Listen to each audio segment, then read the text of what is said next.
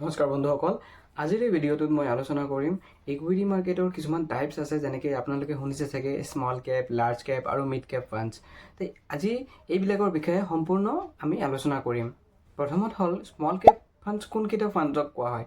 চাওক, সেবিৰ এটা গাইডলাইন্স আছে, সেই গাইডলাইন্সৰ অনুসৰি যদি চাবলৈ যায়, যিজন ফাণ্ড মেনেজাৰ থাকে তেখেতে আপোনাৰ যিখন ইনভেষ্টমেণ্ট আছে তাৰ 65% পইচা স্মল কেপ কোম্পানীজবিলাকত ইনভেষ্টমেণ্ট কৰে।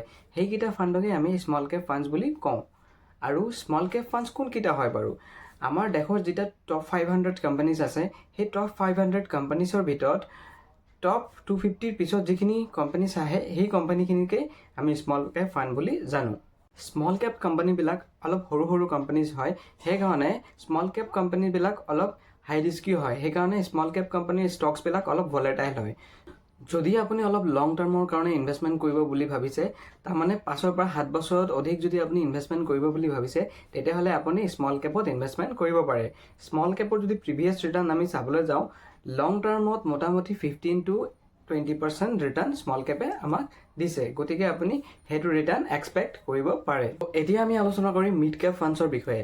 মিড কেপ ফাণ্ডৰ ক্ষেত্ৰত সেবিৰ গাইডলাইন্স অনুযায়ী যেতিয়া আপোনাৰ ফাণ্ড মেনেজাৰে আপোনাৰ ইনভেষ্টমেণ্টৰ 65% এমাউণ্ট মিড কেপ কোম্পানীজবিলাকত ইনভেষ্টমেণ্ট কৰে, সেইকেইটা ফাণ্ডকে আমি মিড কেপ মিউচুৱেল ফাণ্ড বা মিড কেপ ফাণ্ডছ বুলি জানো। মিড কেপ ফাণ্ডছ কোনকেইটা ফাণ্ডছ হয় বাৰু? চাওক, আমাৰ দেশৰ টপ 500 কোম্পানীজ ভিতৰত টপ 100 কোম্পানীজবিলাক হ'ল লাৰ্জ কেপ ফাণ্ড, তাৰপিছত 150 কোম্পানীজবিলাক হ'ল আপোনাৰ mid cap fund. Mid cap funds as compare to small cap fund অলপ কম ৰিস্কি হয়। ইয়াৰ কাৰণটো হৈছে মিড ৰেঞ্জৰ এটি কোম্পানী হয়। গতিকে মিড কেপ ফাণ্ডত ভলিটিলিটিটো অলপ স্মল কেপৰ তুলনাত কম থাকে। যদিহে মিড কেপ ফাণ্ডত লং টাৰ্মৰ কাৰণে ইনভেষ্টমেণ্ট কৰিম বুলি ভাবিছে, তেতিয়াহ'লে লং টাৰ্মত আপুনি মোটামুটি 12 পৰা 15% ৰিটাৰ্ণ এক্সপেক্ট কৰিব পাৰে। তো এতিয়া আমি ডিছকাছ কৰিম লাৰ্জ কেপ ফাণ্ডৰ বিষয়ে। লাৰ্জ কেপ ফাণ্ডছ কোনকেইটা হয় বাৰু? চাওক, সেবিৰ গাইডলাইন্স অনুযায়ী যেতিয়া ফাণ্ড মেনেজাৰে আপোনাৰ 80% ইনভেষ্টমেণ্ট এমাউণ্ট লাৰ্জ কেপ কোম্পানীবিলাকত ইনভেষ্টমেণ্ট কৰে, সেইটোকে আমি লাৰ্জ কেপ ফাণ্ডছ বুলি কওঁ। লাৰ্জ কেপ কোম্পানীজ কোনকেইটা হয় বাৰু? আমাৰ দেশৰ আটাইতকৈ ডাঙৰ যিটো 100 কোম্পানীজ আছে, সেইকেইটা কোম্পানীকেই লাৰ্জ কেপ কোম্পানীজ বুলি কোৱা হয়। যেনেকৈ আপোনাৰ Tata, Reliance, state bank, HDFC bank, ICICI bank, সেইকেইটা। ইয়াৰ ভিতৰত আৰু বহুত কেইটামান কোম্পানীজ আছে, সেইবিলাক টপ 100 কোম্পানীজ ভিতৰত পৰে। লাৰ্জ কেপ ফাণ্ডছত স্মল কেপ আৰু মিড কেপৰ তুলনাত ৰিস্ক ফেক্টৰটো কম থাকে, কিয়নো লাৰ্জ কেপ ফাণ্ডবিলাক ইমানো ভলেটাইল নহয়। যদিহে আপুনি লং টাৰ্মৰ কাৰণে লাৰ্জ কেপত ইনভেষ্টমেণ্ট কৰিব বুলি ভাবিছে, তেতিয়াহ'লে আপুনি লং টাৰ্মত মোটামুটি 10 to 12% ৰিটাৰ্ণ এক্সপেক্ট কৰিব পাৰে। তো এতিয়া আমি ডিছকাছ কৰিম মাল্টি কেপৰ বিষয়ে। মাল্টি কেপ ফাণ্ডবিলাক কি ফাণ্ড হয় বাৰু? মাল্টি কেপ নামটো শুনাতে লাগিছে যে মাল্টিপল ফাণ্ডত এই ফাণ্ডটো ইনভেষ্টমেণ্ট কৰে, যেনেকৈ ধৰি লওক লাৰ্জ কেপ, স্মল কেপ আৰু মিড কেপ।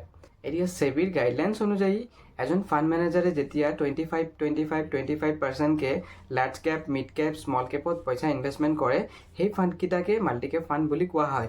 আৰু বাকী 25% যিটো থাকে, সেইটো ফাণ্ড মেনেজাৰজনে নিজৰ যিটো অপৰচুনিটি আছে মাৰ্কেটৰ, সেইটোৰ হিচাপত যিটো মাৰ্কেটত তেওঁ বুলিছ মাৰ্কেট বুলি ভাবে, সেইটো ফাণ্ডত তেওঁ ইনভেষ্টমেণ্ট কৰে। যিহেতু মাল্টি কেপ ফাণ্ডছবিলাক মাল্টিপল ফাণ্ডছৰ কম্বিনেশ্যন হয়, সেইকাৰণে আমি লং টাৰ্মত মাল্টি কেপ ফাণ্ডত এটা গুড ডাইভাৰ্চিফিকেশ্যন চাব পাৰিম। তো ইমান দেৰিৰ পৰা মই লং টাৰ্ম বুলি কৈ আছোঁ। লং টাৰ্ম কিয় কোৱাৰ অৰ্থটো হ'ল, ইকুইটি মাৰ্কেটৰ এটা থাম্ব ৰুল আছে। যদিহে আপুনি 7 বছৰলৈকে ইকুইটি মাৰ্কেটত ইনভেষ্টমেণ্ট কৰিব নোৱাৰে, তেন্তে আপুনি ইকুইটি মাৰ্কেটত ইনভেষ্টমেণ্ট নকৰিব। ইয়াৰ কাৰণটো হ'ল, ৰিচাৰ্চত পোৱা গৈছে যে 7 বছৰলৈকে যি ব্যক্তিয়ে ইকুইটি মাৰ্কেটত ইনভেষ্টমেণ্ট কৰে, তেখেতৰ যিটো লছৰ পাৰ্চেণ্টেজটো থাকে, সেইটো একেবাৰে 0 হৈ যায়। Thank you so' much for ৱাচিং দিছ ভিডিঅ'।